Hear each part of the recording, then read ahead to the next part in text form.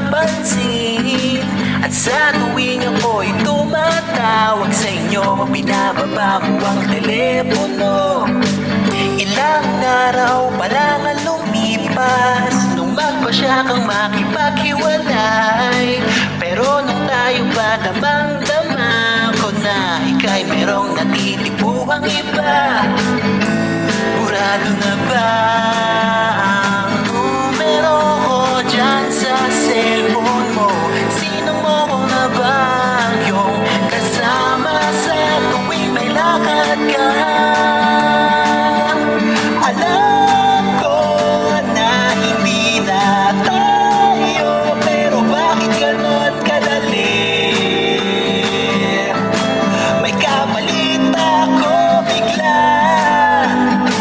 Hindi ka na nagre-reply o kahit man lang isang kaway.